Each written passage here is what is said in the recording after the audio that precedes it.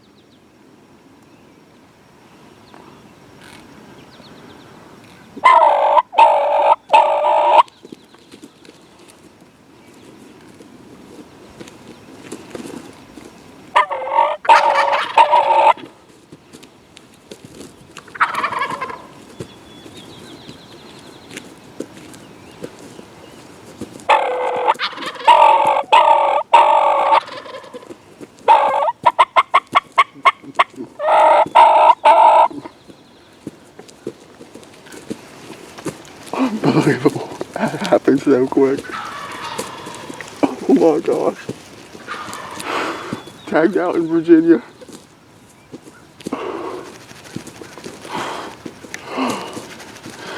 Look at this. Look at this country.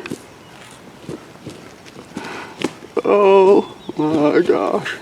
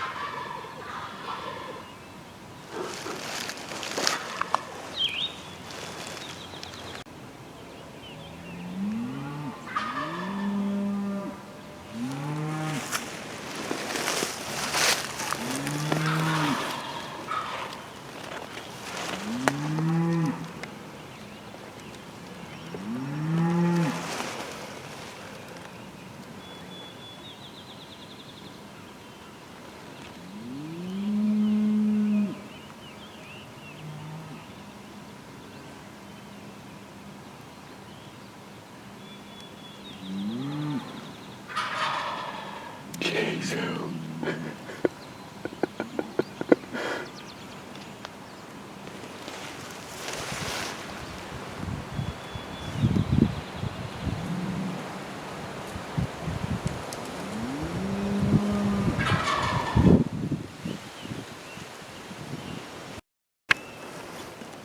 alright, so I started just past that cow's head. Up there, I sat by that tree right there. I didn't hear anything for the longest time, and well after daylight, there's a ridge right over here. They gobbled one. And I looped around, came down off, around. I snuck up over right here. When I got to this edge, I was like, man, I haven't heard them in a while. And they must have pitched across because they gobbled right down over the bank. Well, they gobbled, and I'm like, there's no way them birds are in the tree right here. They just seen me walk up. I knew they were that close, and I was probably right here, and I backed up, got behind that cedar tree, and they gobbled, and they were out here kind of in the pasture a little bit, so I knew I slipped that decoy out right there beside me. I made a few calls to them, and boy, they got answered back every time, and they popped up over this hill. I shot the one that was strutting, had a long beard on either side of him walking in as well. Once they saw my decoy, they were coming in pretty quick. But another unbelievable thing is I walked up to this bird, and it's a double bearded gobbler. That's my third double bearded gobbler. I killed 2 in New York and now 1 in Virginia. Unbelievable. What do you think there, Cal? She's drooling all over my bird.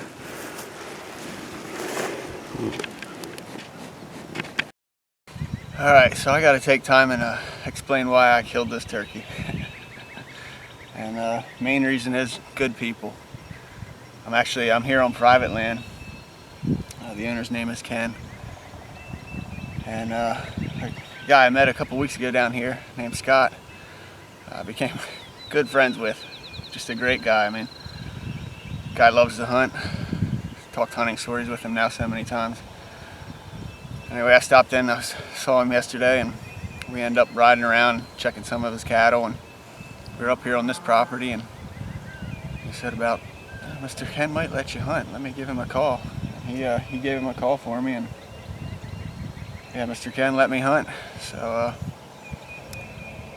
come in here this morning, and I actually sat up top here just to kind of hear over most of the property here. And over there on that point, finally, it was after daylight. Now that I think about it, I think they were probably roosted on the back side, and I couldn't hear them. And then I didn't hear them until they gobbled on the top crest in that, because it was good and light. And I heard them, and it sounded really faint until I worked down the side here to try and get, I knew it was, they're on that ridge, I could get on this knob, but I was just going to try and get across from them and as close as I could. Until I worked around and got over there. I heard them gobble once or twice more, and I'm like, no, they're actually down off that side. And when I got up there, I was like, wanted to kind of look at the map and see where I was there and see where they were. And I hadn't heard them in a while, and all of a sudden they gobbled right off the side there from me. And I was like, it just took me by surprise. They were that close. And like at first I'm like, are they still in the tree right here? And I was like, no, it's not possible, they'd have seen me. And then they gobble again. Yeah, I'm like, they are on the ground right off this side. I mean, they couldn't have been 80 yards at the furthest. And I just kind of backed up, and there was a cedar tree there along the edge. And I tucked in against that, and they gobble again. I knew they were down off it. They wouldn't see me, so I slipped the decoy out. Like with self-filming, I like to have a decoy out just to take their attention off of me when they come looking. But so I made some calls to them, and it was just, they were hammering right back. And I mean, they were gobbling good there without me even calling to them. And as soon as I started calling to them, they were getting all fired up, and it wasn't long. They started popping up over the hill right there in front of me. It was just beautiful, picture perfect. Like strutter in the middle, 2 long beards on either side. I almost shot the long beard on the left side, just because they were coming in. I didn't want them getting too close. They were only about 20 yards, and my decoy wasn't far from me. So if they come into that, I was going to be in trouble. I didn't have any way to move. I was kind of sticking out there a little bit, but yeah, this guy was strutting there, and then the two on the sides kind of converged and started running for the decoy, and he got stuck in the back, so I just dropped in my scope. You can actually see right before I shot, he picked that movement. He had his head up there, and I shot and put him down. And the other two birds, I was able to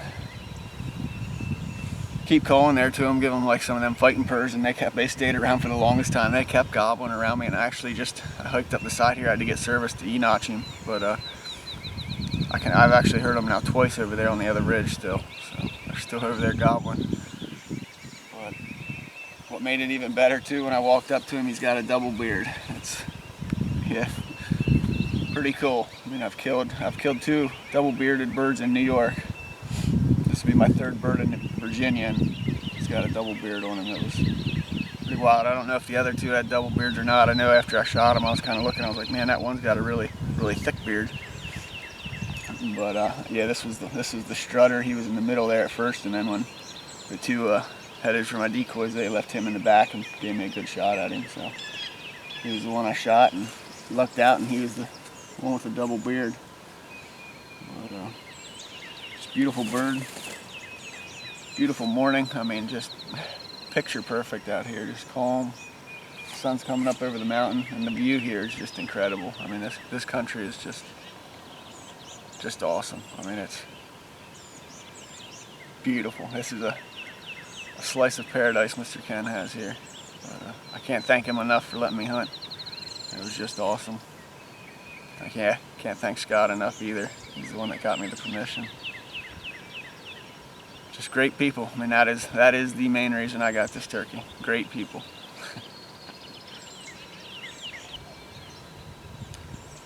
Yeah, I guess I'm gonna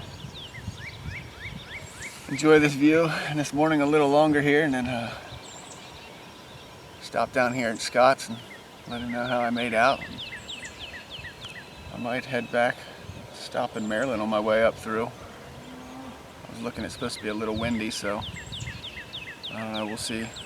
Pennsylvania opens Saturday, so either way I'll be back in the woods shortly. Hopefully some more videos to come. Thanks for watching. So over there's where I first heard them this morning. And I went down. You hear them birds are over there on that knob now gobbling them other two. But I looped around, came up that side, and I got right there, and that's when they gobbled just down over the bank from me there.